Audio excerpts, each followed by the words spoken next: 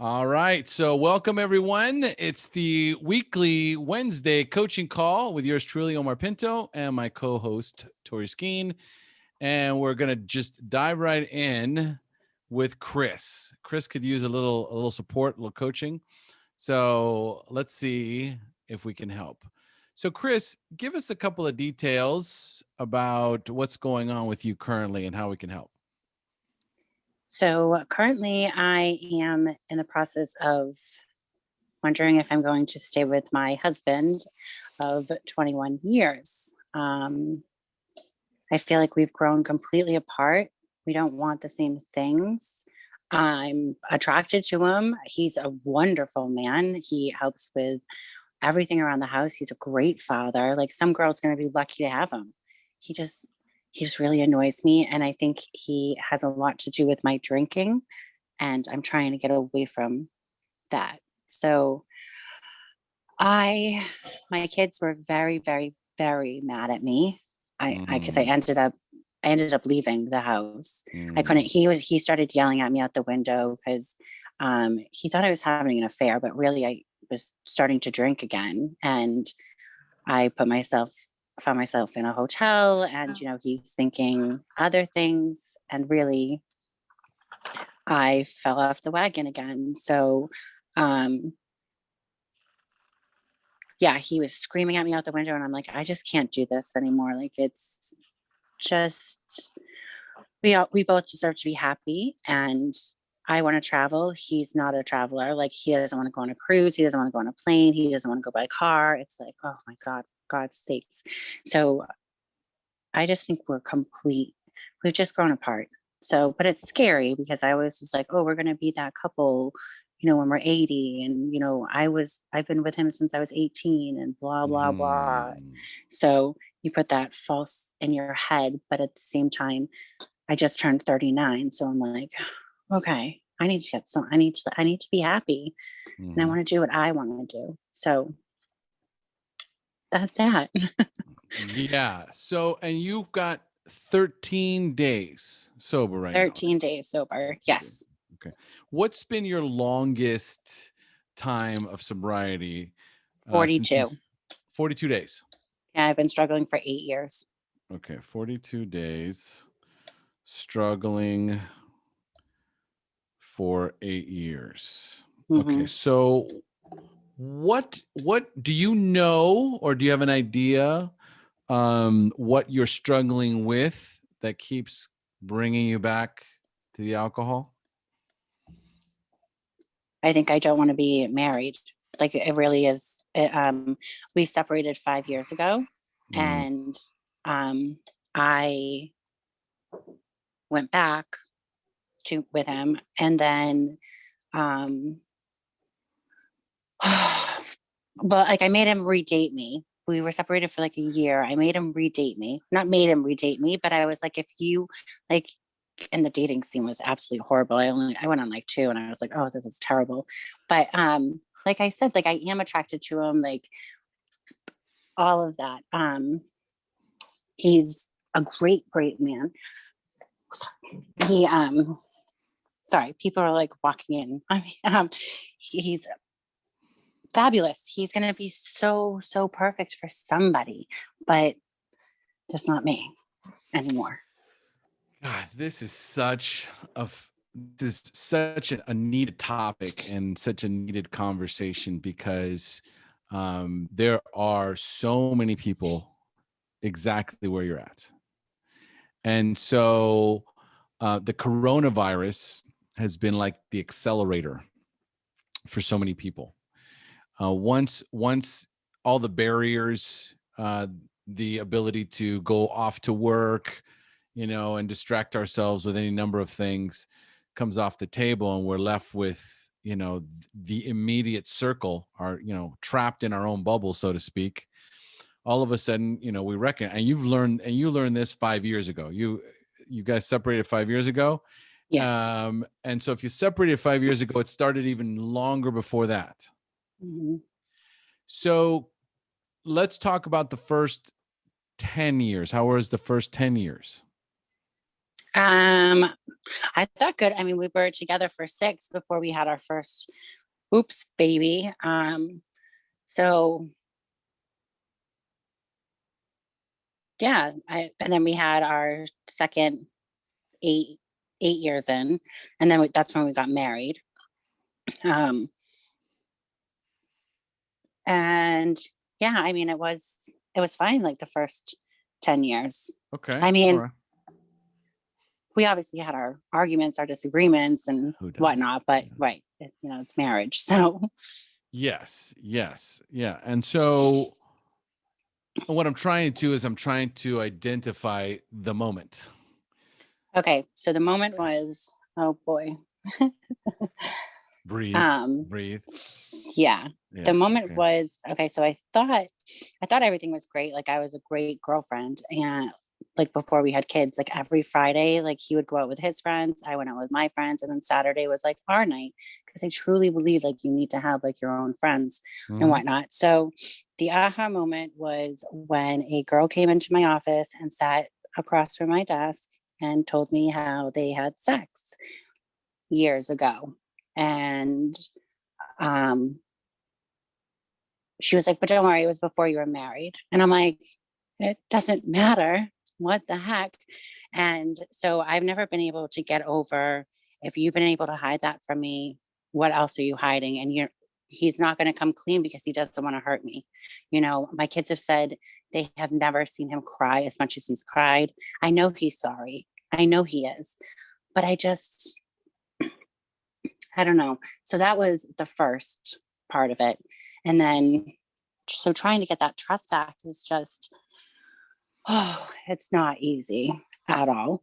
Um, and then for him to blame me, I'm like, this is absolutely ridiculous. Do not put any of this on me. Um, so yeah, What was the second thing? You said the first thing was when you found out yep. that he The what was so the for us to not mhm. working, Yeah, you traveling, said the traveling. yeah, Okay, his traveling or you're traveling? my traveling. He doesn't travel. Okay. All right. So what about the traveling? Oh, like no, like we're just growing apart, like personality wise. Are you asking me aha moment? So Yeah, it would no, just the first thing was, and I if I thought I heard correctly, that was the first thing. And I was like, "Oh, so what's the second thing?" oh, I meant to say for the first time. Yeah. The first time that I said, yeah, so the trust. Ah, okay, okay. Now, it doesn't sound like you ever came back from that. No, I tried. I mean, if anything, I just didn't even care anymore. It was like, whatever, go out, and he didn't go out. Because then I also caught him talking to some girl on, stupid words with friends that they started talking about. And then he's like talking to her every morning, going to work, every afternoon, coming home. Like, that's not normal. That's like a relationship. Like, more. So, yeah. So that was a big, so I Okay. just am like, oh, I can't trust you. And Okay. that sucks because I have bad trust issues. Mm, so, okay, that's a bold statement. I have big trust issues. Hmm. And when did those big trust issues start? Oh, well, you know, all the years I was molested as a child. Okay. All right. Yeah. So, okay. So there's Yeah. trauma in there. There's a lot of drama there. Yes. Okay. Um And I was 18. And so that hurts because I trusted him for so long, and he was like the one person in my life. So he really hurt me. And he knows that. And he feels sorry for that. But I don't know. so like there's no easy answer here. Right. Um very complex. There's a lot of moving parts here, okay?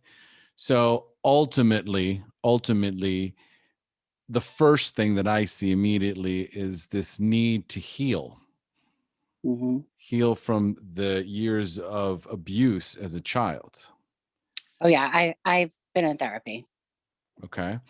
And so ultimately, Where are you in that particular process? You've gone to therapy. So my therapist of 3 years got married and decided she was just going to quit because she's going to start a family. So in November, I was put on the wait list because everybody needs a therapist right now. Mm-hmm. I did just get a phone call that last week that they'll be calling to schedule an appointment with somebody. But I'm petrified. So the other recovery engine sites that I go on, I talk about this, that I'm petrified of having to just start all over again, but then I'm trying to think positive and say, you know what, maybe there's a reason I'm starting all over again. And maybe I'm going to learn something new. And so I'm trying to stay positive about that. But it's just, when you like therapy is, it's a journey. It And is. and you get close with somebody. Like I really enjoyed my therapist. We still chat. So she's like, you can talk to me anytime, whatever. But it's different. She's not giving me advice. So Right. And most of the time, and how many years did you have this therapist? 3. 3 years. Okay. And what kind of aha moments and remember the word that I want to emphasize is healing. So objectively, or that's the objective. The objective would be to heal. Find a way to heal the wound that was caused so many years ago. And so how much progress did you make in that aspect as far as healing those wounds? Like not a lot. Not a lot. We worked a lot on like CBT, my Mhm. anxiety, depression, kind of more of right now stuff. I had worked with a therapist before, and so I actually have dissociated amnesia. I there's only 2 episodes that I remember, and my little sister, it happened to my little sister as well, and she always says to me that I am so lucky that I can't remember. But I had a therapist want to do some type of test or whatever on me to try and get me to remember, and my sister was like, you don't want to. So there's like I said, like 2 or 3 moments that I do, but I mean this happened from the time I was like 3 or 4 till I was 12.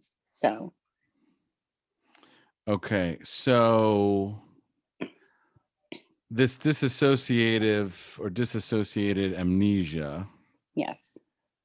would you consider that a positive or a negative?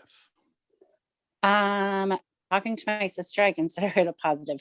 However, in my life, I think my brain became so traumatized that like my husband will get like upset because I don't remember stuff. So anything that's trauma related, all of a sudden, it's I won't remember it like the next day really. Like I'll remember it, but I won't remember like the details of it. Like how exactly did this start? Like why did this start? Like I know something happened. So in that part, it's kind of a negative because you feel like you're getting Alzheimer's. Well, then, so let's talk about your trust issues then. Yeah. So how would you say that this correlates with trust? This conversation right now. The dissociative amnesia.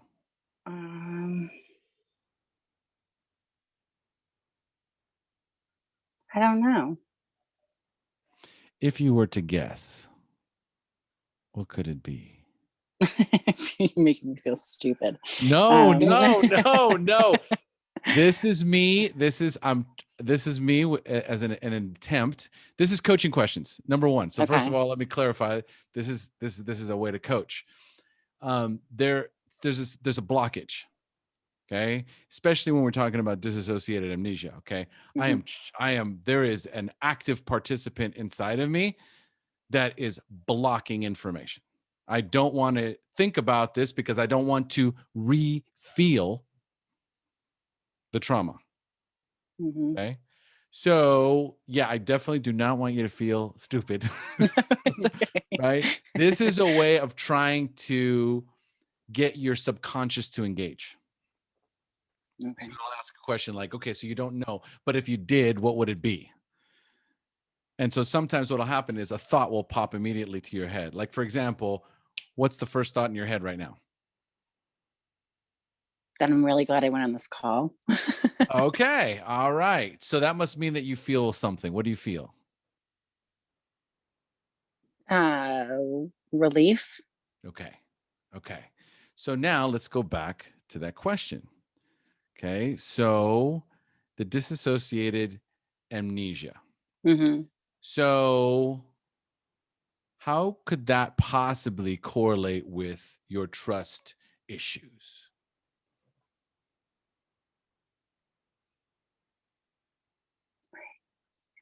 Yeah. What happens if I don't remember something? Well, yeah, you're not, it stinks. You're not going to trust, right? And who And and you're who just going to, and who aren't you going to trust? everyone. Right. Okay. I So I'm going to really trust. am. I eh, really am. I don't trust anyone.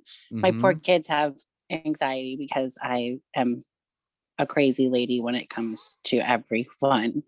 So it was a really close friend of the family. So I'm like, we just don't trust anyone at all, ever.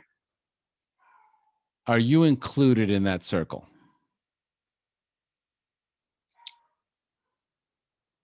No. No. Mm. Me, no. Absolutely not. I'm, I'm their mom. Like they know I would die for them. So No, that's not what I meant. I know, but um, okay. Yeah, okay, that stinks.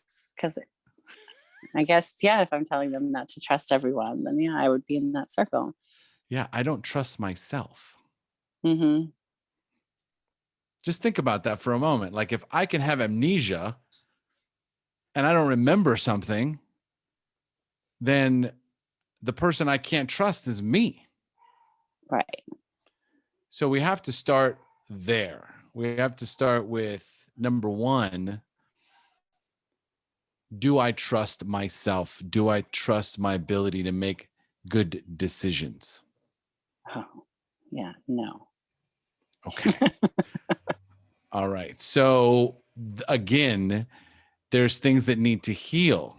Hmm. And if I do you doubt yourself? Absolutely. All the time. Okay. So I have self-doubt. I'm a perfectionist. So Okay. Perfectionist. What other things are you? if, oh, God. Um, I'm your atypical, everything OCD. I mean, like if you could see my drawers, like my closet is um my house is immaculate. Like I rage clean. Um I kind of wonder if I might be bipolar and my therapist just never diagnosed me with it. Mm. Um but um let's see. I consider OCD to be one of my superpowers, just FYI. Yeah. Yeah. Yeah. Yeah. Yeah. I'm yeah, I'm very introvert. Um I do not mind being alone. I actually enjoy being alone. Um I think there's a very important feeling, and there's something that's coming to my mind right now that I feel is the most important feeling for you. What is the feeling that you crave or need or desire to feel the most?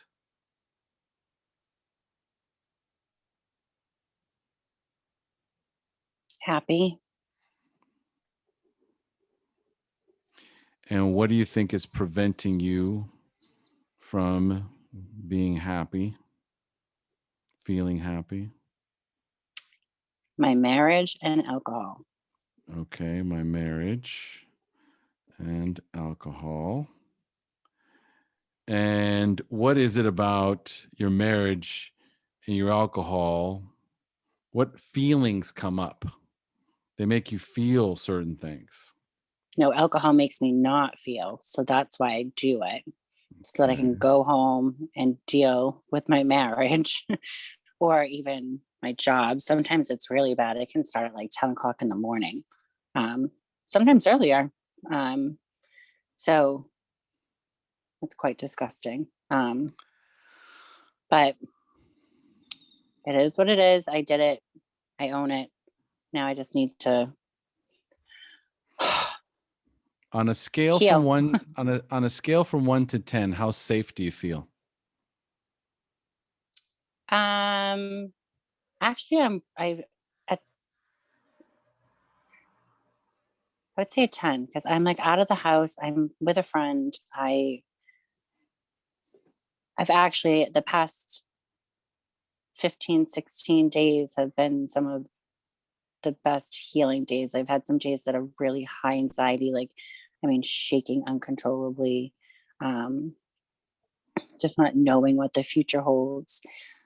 But today, or I would actually just say like this whole week has been, and I mean, last week I did a lot um, of these classes. I mean, I was on at least 3 a day and then doing the um, she she recovers as well. So it's it was good, and so I'm a little nervous going back to work next week because I can't do like the 10 o'clock one because I'm at work at 10:30. I won't be able to do this one because again I worked 6:30. So I always have my 9 o'clock one, and I have the people there, so that's really great. Um, so yeah, I forget. I don't know. I think I just went off track with that one. Yes, you did. Sorry.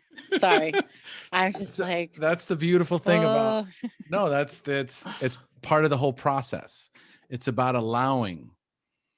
Okay. And the question was, how safe do you feel? yeah. So yeah, no, I feel safe. Okay. How important is safety to you? Very important. I have I tried to commit suicide when I was 14, so it's been there and it's been high, and that's my husband has said things or whatever, and I just want to be like, sometimes it's you that makes me want to. And it's weird because my 14-year-old daughter actually just tried for the first time as well right before Thanksgiving. So she had her first stint in a hospital, and I just wonder if it's genetics, hereditary, like my grandmother suffers, my father suffers, like, and I'm like, great, I passed this on to her. Isn't she so lucky? That's a heavy burden to carry, Yeah. Kris. That's a heavy burden to even assume or think that I passed something like that on. I kind of hoped that it would be that and that I didn't mess her up though. It's it's energy, Kris. Everything is there's everything there's a few things that are everything. Number one, our thoughts. So, who would you be without your thoughts and your memories? Yeah. I don't have memories. Oh, you do. No, I know. I know. If I you was didn't being have silly. memories, you I and know I was being silly. your husband and you would be just fine. Yeah. Because you already Exactly. forgot. Right. But there's something you haven't forgotten about. And it's a No. moment in an office where a woman came in and told you some information that you didn't want to Yes. hear. Yeah. And that is burned into your brain. Wicked bad. So, what would my life be like without my memories? Boring.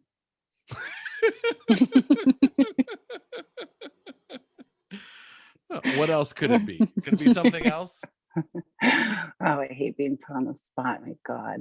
Um, See, make me so dumb again. Okay, so first of all, pause for a moment. Pause for a moment. Everyone who's listening and everyone who's watching right now, this is when you know the coaching's working. Because all the known answers already came out. The unknown answer, what's deeper, the layer within, is I've reached a surface area and I'm trying to get in. Subconscious is going, no. Okay. So it's like, this is called resistance and pushback. There is absolutely, positively nothing wrong with you, Kris. Everything is working beautifully. Right. Everything is working beautifully. Your internal guidance system is going, whoa, whoa, danger, threat, not feeling safe. So it will kind of shut down. And then it kind of uses the same kind of words. I feel stupid. I feel dumb. Right. Which you are not. No, I know. Okay. So guess what's happening? If you didn't have your memories, you would feel something else. Oh, yeah. That makes total sense. And so there's a part of you that wants to hold on to the resentment. It wants to hold on. It wants to hold on. This is why, you know, how people are always talking about, hey man, just let it go. Right. Just let it go. You know what happens when you drink? It all comes back. You don't let it go anymore. No, when you drink, you actually do let it go. And if you don't let it go, if you don't let it go after the first drink, you'll let it go after the second. And if you don't let it go after the second, you'll let it go after the third until you black out. Eventually, you'll let it go. Okay. So I'm holding on to the anger. I'm holding on to the resentment. Okay. What else am I holding on to?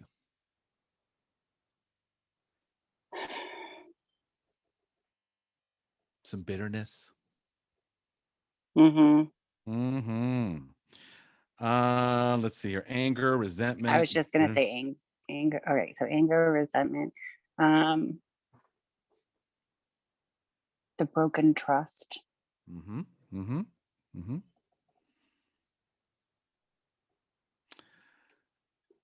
So this is good. This is good. Now, this is enough.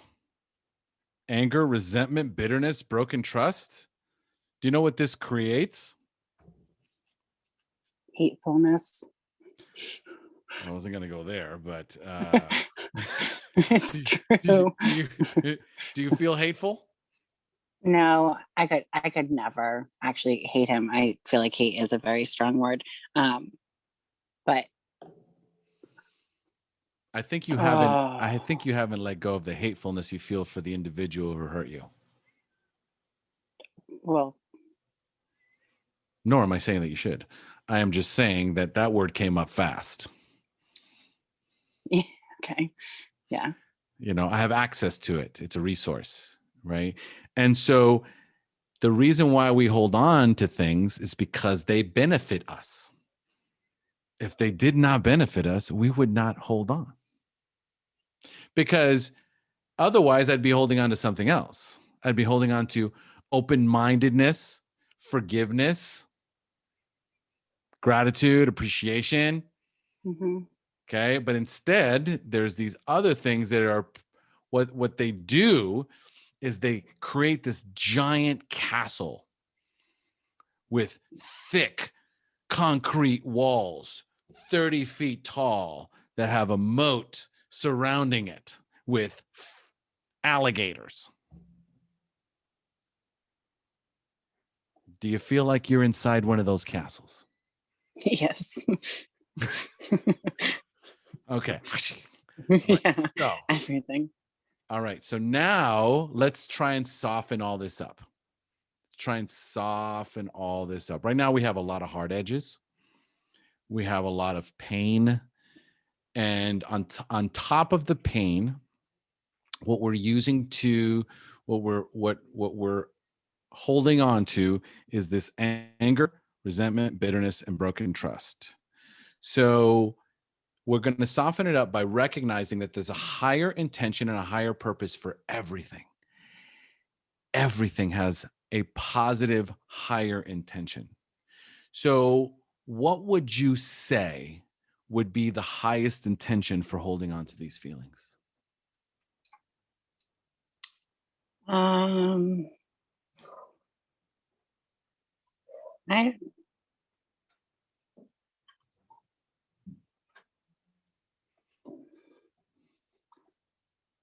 don't know.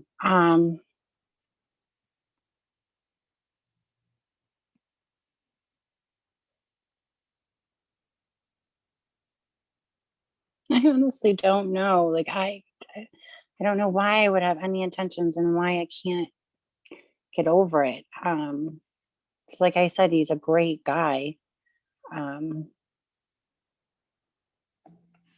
But he's a great guy who hurt you. yeah, He's a great guy who hurt you. And so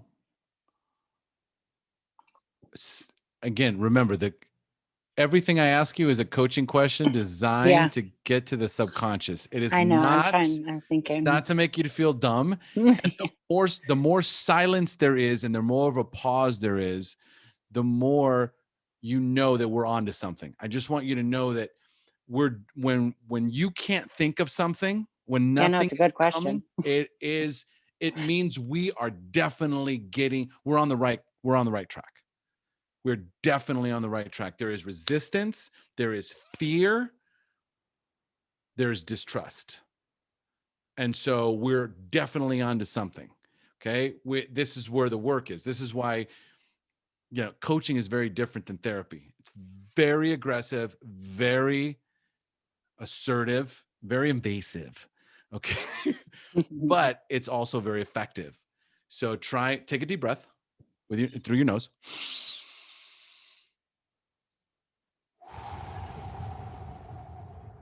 And just let it all out. Okay. And just let's do it again.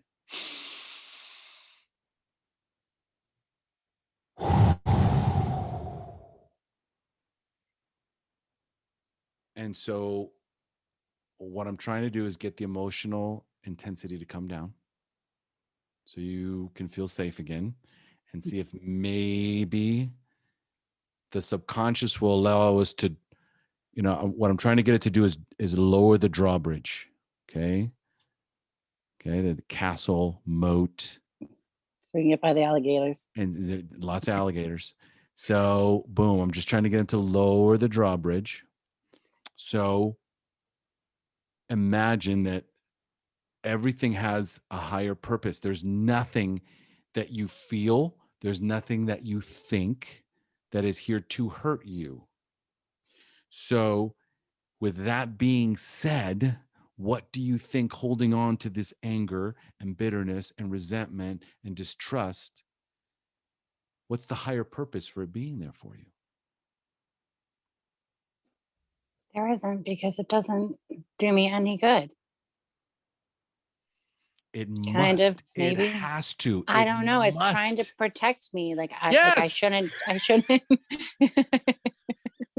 I shouldn't trust him. And like this is what is going on. I don't want to say that.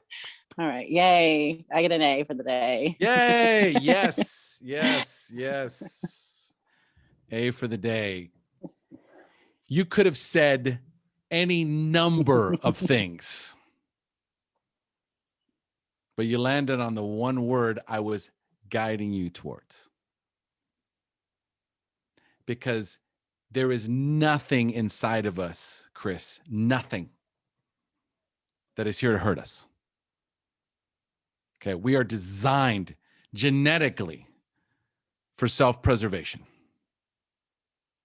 Even with the suicides, even with the attempts, even with the horrible thoughts, even with the hateful thoughts, it's ultimately all there to protect us. The more fear I feel, the more anger, the more distrust, what does that do? It forces me to isolate. Yes or no? Yes. Absolutely. And if I'm all alone, who's there to harm me? Myself. Anybody else? Nope. So most of the times we'll take our chances with us. So guess what? You can breathe easy. The reason why you're holding on to this is because your subconscious is trying to protect you. Yeah. It doesn't want you to feel hurt. How many times have you been hurt in your life? Oh my God. Every single person is. My mother, my father, my stepfather. Yeah. So would it make sense then that with all these people surrounding me that are out to hurt me, wouldn't it make sense that I would build a giant castle 30 feet tall with a moat and alligators that are basically a representation of this anger, resentment, bitterness, and broken trust? I can't trust anyone. Yeah. That was really hard because I trusted him. And I told him that too. Like, he came into my life and I thought, yep, you would never hurt me. And once And again, so this is now I'm gonna another cry. good. Bring it out. I'm going to hold this space for you. We're going to hold this space for you. This is a space of love. This is a safe space. And just let it out. And there's another layer deeper. We're going to go there. It's a layer deeper. So underneath that feeling of sadness and disappointment, I feel sadness and disappointment because I trusted him. I thought I could trust him. He let me down. And so is sadness and disappointment, does that make you more or less vulnerable than anger?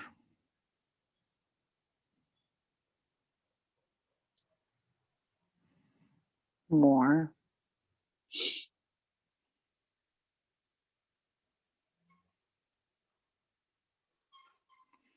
So I am going to do everything in my power not to allow myself to feel sad and disappointed. So I will hold on to the anger and the bitterness and the resentment and the distrust. I can't trust you. I'm going to leave you. Don't leave. Oh, I'm going to leave you and I'm going to hurt you the way you hurt me. Well, I don't go that far, but I know. But sometimes it's so painful to feel sadness and disappointment, because if I feel sadness and disappointment because he hurt me, there's yet another layer deeper. What's beneath that, Kris? God.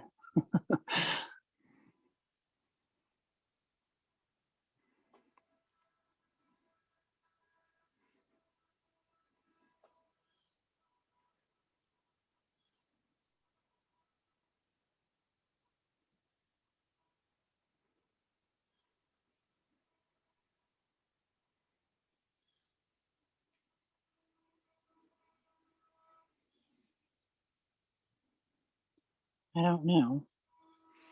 Okay, so number one, I want to acknowledge something very important. I'm very proud of you. You held the silence and you said, I don't know. And you didn't beat yourself up. Well done. Yeah. Okay. Yeah. Well done. Well done. You don't have to know the answer. You don't have to know the answer. and giving yourself permission to sit in the silence to try and identify, giving yourself that space, giving yourself permission to question, to not know. The layer that's deeper is usually, and you tell me if this resonates with you or not, the layer underneath the sadness and disappointment in him is the sadness and disappointment in yourself. Mm.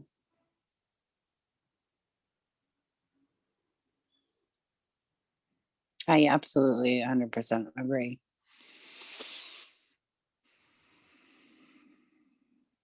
Are you ready to let that go?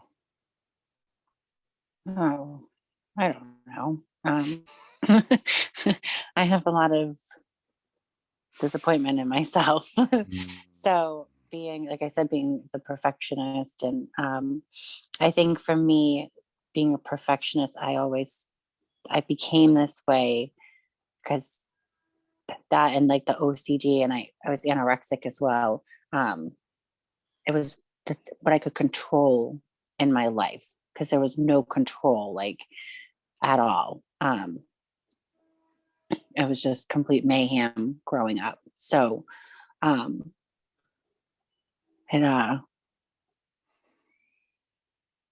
definitely is something that I hate about myself and wish that I could change. I mean, like, you should see my house. It could be in a magazine, and it's like, why does it it's okay. And like, I go to other people's houses and I'm like, it's okay, like, you can, it doesn't have to be perfect. And um I don't know, it's like it's the control thing. That's another issue of mine, control. So you're not leaving your husband because you don't trust him. Right. I'm leaving him because we're different people. We want different things. That could be it. Because is it okay to want different things in a Yeah, but what am marriage? I mean, who am I going to travel with? That's a big deal. And I get that. I understand. I get that. And for all intents and purposes, right? Most of the time when people come to me about, like, for example, I've had to stop coaching couples because if couples come in and one wants to stay in the marriage and one wants to leave the marriage, I'm a coach. The one that wants out is always going to win. So I have to stay away from that because I am here to help you reach your objective. And so if you want to travel and your husband doesn't want to travel, that could be a deal breaker or an opportunity to communicate and try and find a common ground and maybe try and understand for what reason he doesn't like to travel. Oh, I know. And what is that? Oh, because he's like afraid of everything. He doesn't want to be on the plane. He doesn't want to go on a boat because of whatever. And being in the car is uncomfortable and too long. Okay. All right. Well, let me take you down yet another road that you probably haven't gone with your therapist. Oh, yay. Okay. So what am I holding on to? So I'm holding on to the anger and bitterness and resentment and the broken trust to protect myself from feeling sad and disappointed, let down. Because anytime someone makes me feel sad and disappointed in them, I immediately feel sad and disappointed and like a failure Mhm. because I let them in. I should have known better. Mm. And so the layer beneath that is that I use this anger and resentment and bitterness not on them.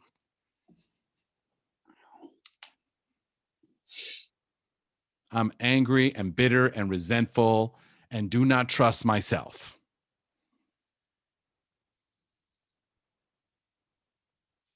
This is very, very accurate. So what this allows us to do is three things. This is what coaching does. Coaching is self-reflection that moves us into self-awareness, that moves us into self-actualization. The self-actualization piece is where the real healing happens. What we're doing right now is right in between the self-awareness and the self-actualization piece, recognizing that I am holding on to all of this to protect myself. Because every time I let someone hurt me, I get angry and bitter and resentful at myself. And I feel sad and disappointed at myself. It's just this laundry list of negative emotions that have nothing to do with them and have everything to do with me.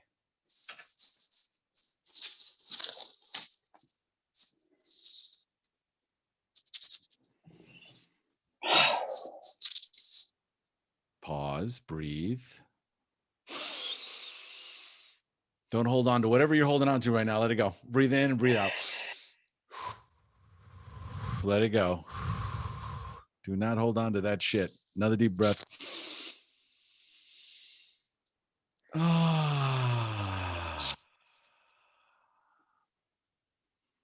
All right. What's coming to mind? I still don't know what to do.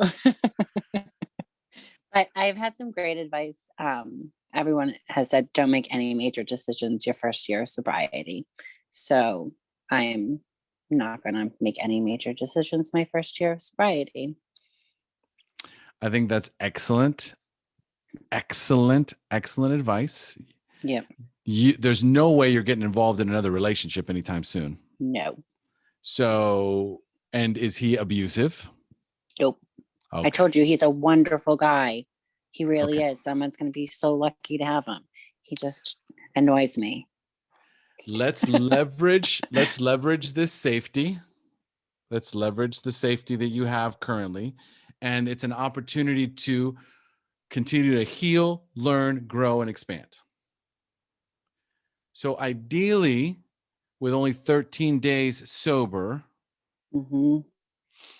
after this discussion, is it feasible that you might be able to beat that 42-day sobriety mark? Yeah. Actually, this time around, I have no desire. Friday, so I'm staying with a friend, and I did some rage cleaning, and I I just turn on music and just organize and clean, and it's like my favorite. It's one of my favorite things to do. It sounds so crazy, but it is. I'll stay up till like 2, 3 o'clock in the morning, and so anyways, there's alcohol everywhere, and she wasn't even here, and I could have, if I snuck a sip, I probably would have taken the whole freaking bottle anyways. So I have no desire whatsoever. It's weird. It's like a weird, like on Friday, well, I was doing all that. Like it was just a weird realization that this time I think I really got it.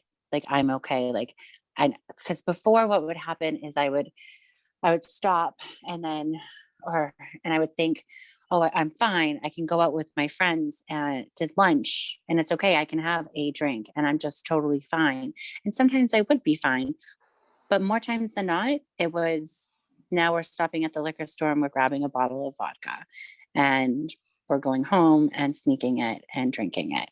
And so, and then the next morning you're buying another bottle, and the next morning another bottle, and then you feel like crap and you don't want to come home. So then you're in a hotel and you're just doing shit to your kids that is awful, and your husband, and being extremely selfish. And so this time around, I have realized that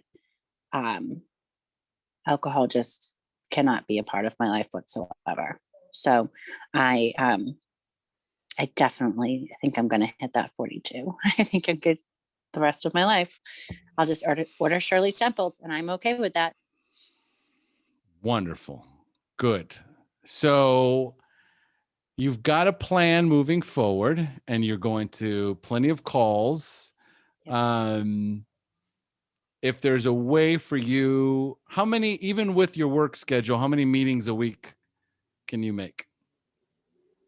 So I always do the 9 o'clock, so that's 7. And then the She Recovers has one at 8. And then I can do the 10 o'clock one, but I'm going to do it I can only do it for a half hour while I'm driving into work. And then I have to look at the schedule. Okay. So, and are you a member of the SRC? No. Okay. So, Tori, can you send her just a link to the SRC? Because there's probably a good 15 meetings in that one a week as well. That's the group. Okay. That's my group, the Share Recovery Community. So the more resources you have, the better. So here is the action item moving forward. Okay. Ideally, you don't make any moves in the first year. That's a long time. So a lot of times we get overwhelmed with the overwhelm. So let's make it a goal. The action item is to get past that 40 days, right? Mm-hmm. And keep track of either the negative self-talk or things you're struggling with or obstacles. So ultimately, this idea of being vulnerable and trusting others is going to have to unfold in these calls. Like what you did today is huge. Coming on the call and being vulnerable and allowing yourself to be seen is so uncomfortable, yet so healing. Okay. On levels that you won't even recognize until later on. But there's so much going on in your head, so many new neural pathways that have been created, so many new ways to look at your situation. But ultimately, it's this idea of taking full responsibility because you recognize that everything in your internal guidance system is working just fine. It is protecting you. It is loving you. It is taking care of you. It is guiding you. It's doing everything that it can to keep you safe. And now it's brought you to us. So obviously the next step is to stay connected, surround yourself with women, connect yourself with women that you have access to, that you can reach out to. If you can, whenever you can, make these calls. Ideally, once you've passed at 60 days, take an hour off of work and join me on another call so we can go 60 days in. All right? Because I'm sure a lot of things will happen and you muted yourself. Just FYI. Okay. Okay, you're back. All right. So any questions? No, thank you. Though I was not expecting this, that's for sure. I have my kids and I was like, all right, I'm not going to talk and I'm going to like post on the thing and say, I have my kids or whatever. But so yeah, no, but thank you. It's the meetings have been great and I've been very open and I do usually talk on them. I've been quiet kind of the last couple of days. So it really hasn't been too much going on, but at first when everything was going down, I'm so grateful for everybody that was there. And like I said, my kids weren't talking to me and I swear I cried and cried and cried. And there was like one meeting again, it was like, I pretty much took up the whole meeting and I'm like, I'm so sorry, and they're like, don't, it's fine. This is what we're here for. And so I've definitely made some great connections and I'm so glad that I was introduced to this. So thank you. Wonderful. You are welcome. I'm so glad you joined in today. I know. All right. So real quick, let's see what we have here in the chat. Leo wrote, we are naturally born with two fears, 1, loud noises, fear of failing. Number 2 is fear of failing.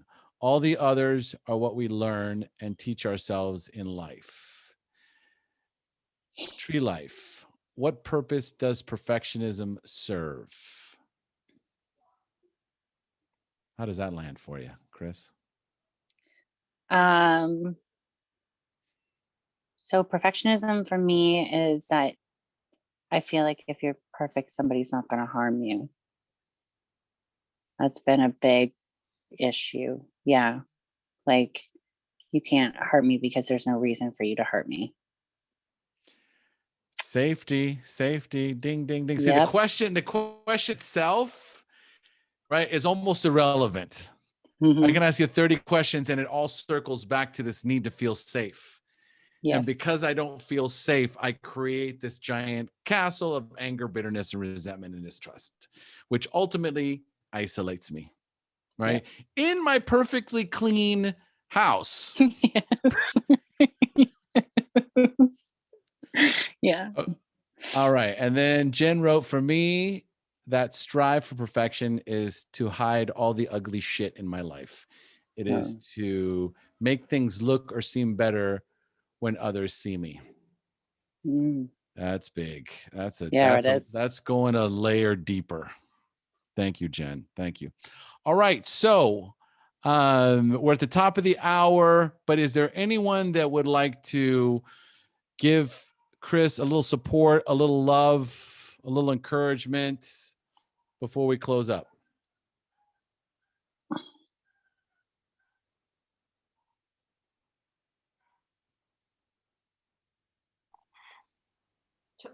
Tori, Jackie. oh, Mhm. go ahead. I just want to say real quick, Christine, thanks for, it takes a lot of courage to, get up there and share, what's going on and receive, feedback and do this. So thank you for your vulnerability. I think it says a lot about you. So. Thank you. Go ahead, Jacqueline. Well, I was completely impressed with the great work today. What you've done is so difficult, and your courage is inspiring. I also wanted to tell you to check out Women Who Travel. There's a website, a Facebook group, Instagram account. It's wonderful. I read it. Now, I can't travel now, but I look at it because it's inspiring. And a lot of women, there's even another website called Women Who Travel Alone.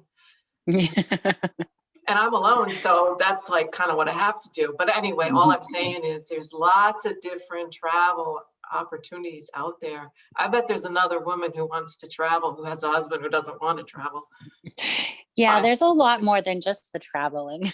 Oh, But well, you mentioned it. So. yes, yeah, no, but I think it's big for me. I want to try, like, I want to be older, and when we retire, like, I don't want you sitting at home and me. Like the whole point, like we're together. Like we're supposed to be together. So I don't know. I'm just weird about all that craziness, but I actually am going to definitely check it out. So thank you. You're welcome. Thank you, Jackie. All right. Anybody else? All right. I think we are golden. Let's give Kris a big hand. That was powerful. Thank you. Thank you so much. Thank you for having me. It was my pleasure. I hope very much so to see you soon on this call. Yeah, I'm here every Wednesday, same time. Okay. Right. And like I said, right now, it's this next year is going to be a lot of self-reflection. The idea for the self-reflection is ultimately to move into self-awareness. The more self-awareness I have about these emotions, about these feelings and how they protect me, and I can start to reparent myself and use different feelings and emotions to guide me in my journey, that's when the healing really starts to unfold. Okay. When I stop feeling sad and disappointed and angry and bitter and resentful at myself. Because ultimately, Yes. every time someone hurts me, there is a part of you that feels like you failed yourself. Yes, this is very, very true. So once that heals, and just with this massive amount of awareness, it's going to help you make much better decisions and also ideally change your energy. Mhm. As you lift your vibrational energy, then you will attract better people into your life, people you can trust. Right. All right. Kris, sending you lots of love. Thank you. Thanks again. Great call. And we'll see you all next Wednesday.